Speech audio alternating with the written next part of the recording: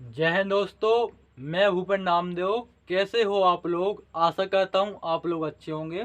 SSC की तरफ से न्यू नोटिफिकेशन जारी किया गया है, जिसमें आपका दिल्ली पुलिस कांस्टेबल एमटीएस या ट्रेडमैन्स के पद पर नई भर्ती आ चुकी है। तो आज हम इसी के बारे में बात करने वाले हैं। कब से इसके लिए आप आवेदन अप्लाई कर सकते हो, अप्लाई करने की लास्ट डेट क्या है, और अच्छी बात यह है कि इसका एग्ज़ाम डेट भी आ चुका है। तो सारी जानकारी मैं आपको स्टेप बाय स्टेप समझाऊंगा।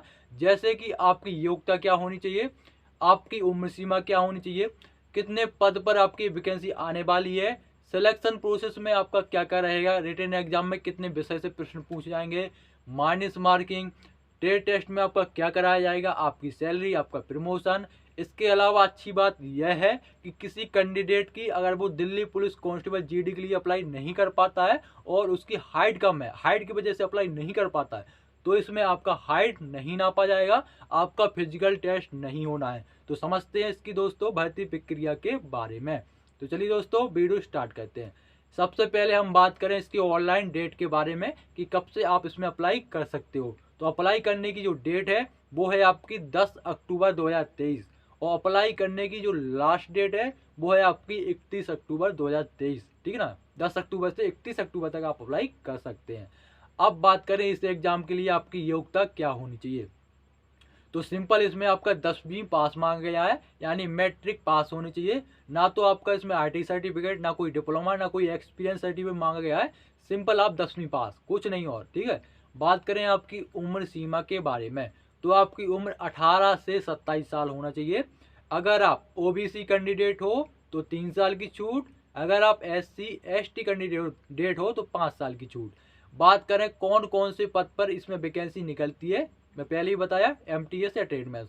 तो आपका जो वैकेंसी रहेगी वो रहेगी आपकी कुक हो गया यानी रसोईया, सफाई कर्मचारी, माली, धोबी और गार्डनर यानी माली बता ही दिया, और आपका वो दफ्तरी हो गया, आपका बढ़ई हो गया, और कौन सा छूट गया आपका माली बराबर बराबर यानी आपका नाई हो गया।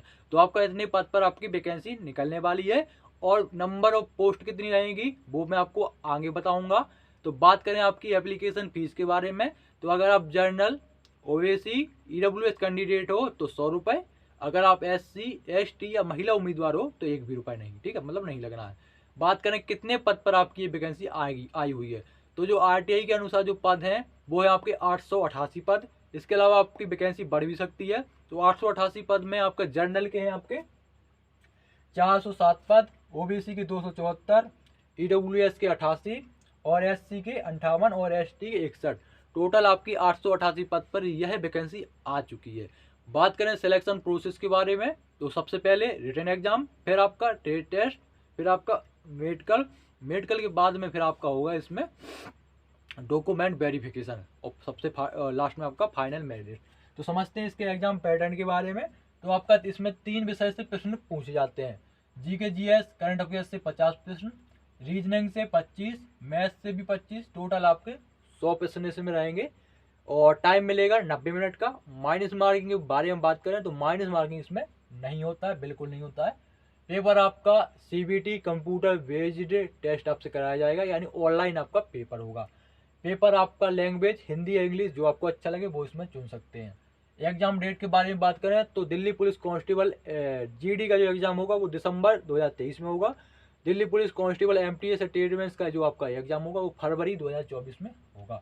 बात करें टेस्ट टेस्ट में कि टेस्ट टेस्ट में कराया क्या जाएगा और कितने अंक का आपका टेस्ट टेस्ट होगा, तो जो आपका टोटल अंक है वो है आपके 20 अंक का आपका ये टेस्ट टेस्ट होगा, जिसमें से आपको सिंपल 10 अंक लाने हैं, और आपका ये टेस्ट टेस्ट क्वालिफाइंग नेचर का होगा। मतलब इसके जो अंक रहेंगे वो इसके फाइनल मेरिट लिस्ट में नहीं जोड़ेंगे, जो आपके अंक रहेंगे वो आपके सीधे रिटन एग्जाम पे जोड़ेंगे। लेकिन एक चीज़ अपने दिमाग में रखिएगा कि आपको 20 में से 10 अंक लाने हैं, अगर कम लाओगे तो रिजेक्ट कर दिए जाओगे। ठीक है। अब दिमाग में आपका यह आ रहा होगा कि टेस्ट टेस्ट में कराया क्या जाएगा, क्या कार्य करना पड़ेगा, मतलब किस चीज़ का टेस्ट टेस्ट होगा। तो जैसे कि आपको मैं पहले बताया, यह वैकेंसी आपकी एमटीएस, जिसे हम ट्रेडमैन बोलते हैं, उसकी है। तो जैसे आप कुक के लिए अप्लाई करोगे, या मान चलो नाई के लिए, बर्बर के लिए अप्लाई किए, तो बर्बर का कार्य क्या होता है, नाई का बाल काटना। ठीक है ना, बाल काटने का अच्छे से ज्ञान होना चाहिए। बाल काटने में जो औजार प्रयोग किए जाते हैं उनका नॉलेज होना चाहिए। इसके अलावा जैसे आप कुक के लिए अप्लाई करें रसोई के लिए, तो खाना बनाना अच्छे से आना चाहिए। खाने बनाने में जो औजार प्रयोग किए जाते हैं, चम्मच जो बर्तन प्रयोग किए जाते हैं उनका नाम अच्छे से आना चाहिए। जो मसाले प्रयोग किए जाते हैं उनका नाम आना चाहिए। रोटी बनाना, रोटी सेकना, आटा गूंथना वो भी आना चाहिए। शाकाहारी हो मांसाहारी हो सब्जी बनाना चाहिए, जैसे सब्जी दाल बनाना आना चाहिए, चाहे आपका शाकाहारी में दाल हो गया, आपकी सब्जी होगी। इसके अलावा मांसाहारी में आपको मछली मुर्गा बनाना भी आना चाहिए। तो एक कुक का आपका टेस्ट। फिर है आपका स्वीपर का मतलब होता है सफाई कर्मचारी। तो सफाई कर्मचारी में आपको झाड़ू लगाना अच्छे से आना चाहिए। झाड़ू कितने प्रकार की होती है, जैसे आपकी फील्ड की झाड़ू सीकों वाली वो अलग, जाला हटाने वाली वो झाड़ू अलग, फर्श में चलाने वाली वो झाड़ू अलग। इसके अलावा टॉयलेट साफ करना, बाथरूम साफ करना, यही सब होता है। बासरमैन में आपका होगा, बासरमैन का मतलब होता है आपका वो धोबी। धोबी का कार्य क्या होता है, कपड़े वपड़े धोना। आप सब कुछ अपने भी धोते होंगे, सेम वही कार्य करना है। खाना खुद अपने घर में बनाते होंगे, वही आपको कार्य करना है। जैसे कहीं बाहर रह रहे हैं अपन हॉस्टल में, आप भी एस्पिरेंट मैं भी एस्पिरेंट, ठीक है ना। आप जैसे बाहर रह रहे तो खाना तो यार खुद ही बनाते हैं ना, कौन सा वहाँ बनाने के कोई लगा है। खाना भी हम तो भाई खुद ही बनाते हैं, ठीक है। इसके अलावा स्वीपर तो कार्य क्या, झाड़ू वाड़ू खुद घर पर लगाते हैं ना, तो बस सैंपल वही है, ठीक है ना। लेकिन आपको इसमें अच्छे से थोड़ा प्रैक्टिस करना पड़ेगी, थोड़ी ज़्यादा, कुछ नहीं दिमाग में ज़्यादा नहीं लेना, थोड़ा प्रैक्टिस कर लोगे आराम से क्वालिफाई कर जाओगे, ठीक है। कोई ज़्यादा दिमाग में लेना, दिमाग में लेना वो लेना अपन रिटर्न एग्जाम, इस पर ज़्यादा फोकस करना, फ्रेश माइंड से ज़्यादा तैयारी करना, ठीक है ना। कोई टेंशन वेंशन कुछ नहीं। आपकी Delhi police constable GD, Delhi police constable MTS, फिर आपका यूपी पुलिस, फिर आपका एसएससी जीडी की वैकेंसी आ गई हुई, 24 नवंबर से अप्लाई हो रहे हैं। लेकिन आप फोकस एक पर करना, क्योंकि आपका 10-10 फोकस लेके चलोगे ना, इसमें नहीं निकला दूसरे में अप्लाई कर दें, इसमें नहीं निकला दूसरे में अप्लाई करें, तो फोकस हट जाता है दोस्तों।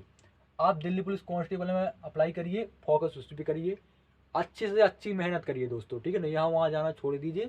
अगर आप लगाओगे, कई लोगों को ऐसा होता ना कि यार इतना वैकेंसी आ रहा है कि सोचने लगते हैं ना कि भाई अभी देखो दिल्ली पुलिस कांस्टेबल जीडी का है, फिर एमटीएस का है, फिर एसएससी जीडी का है, फिर वहाँ से यूपी पुलिस का आ जाएगा, फिर वहाँ से आपका रेलवे वाले टपकने पड़ेंगे आपके constable RPF constable RPF SI. तो ज़्यादा दिमाग में नहीं लगाना, एक पर फोकस करना है, केवल कांस्टेबल फोकस करना, इस पर जॉब बहुत बढ़िया रहती है, ठीक है। सिंपल आपको इस पर ही फोकस करना है, यहाँ वहाँ दिमाग नहीं लगाना है। बात करें सैलरी के बारे में, तो आपकी जो इन हैंड सैलरी मिलती है वो आपकी 18,000 रुपये मिलती है, कांस्टेबल से कम रहती है। कांस्टेबल की 21,700 रुपये रहती है कांस्टेबल जीडी की, लेकिन इसमें 18,000 मिलेगी क्योंकि ये एमटीएस की वैकेंसी है। 18,000 प्लस में आपका टीएडी एचआरए जो कि आपके अलाउंसेस होते हैं, उन सभी अलाउंसेस मिला के 30 से 35,000 आपकी सैलरी बनती है, ठीक है। और अगर आप एक बार इसमें सेलेक्ट हो जाते हैं और आपकी, जैसे कोई कैंडिडेट जिसकी हाइट नहीं है तो वो इसमें अप्लाई कर सकता है, और जिसकी हाइट है तो अगर वो और आगे बढ़ना चाहता है तो वो ऐसा है कि भाई डिपार्टमेंटल एग्जाम दे, तो वो हेड कांस्टेबल मिनिस्ट्रियल में भी जा सकता है, दरोगा सब इंस्पेक्टर भी बन सकता है, एसएससी सीपीओ एसआई का वैकेंसी निकलता है, तो आप उसमें अप्लाई करोगे तो डिपार्टमेंटल कैंडिडेट का कोटा मिल जाएगा, यानी छूट मिल जाएगी, तो आप सीधे दरोगा बन सकते हो। इसके अलावा कोई कैंडिडेट जैसे जिसकी हाइट नहीं है, महिला हो चाहे पुरुष, तो एक बार वो इसमें सेलेक्ट हो गया, जब सेलेक्ट हो गया तो इसके अलावा फिर वो 8 घंटे कार्य करना है, ठीक है ना।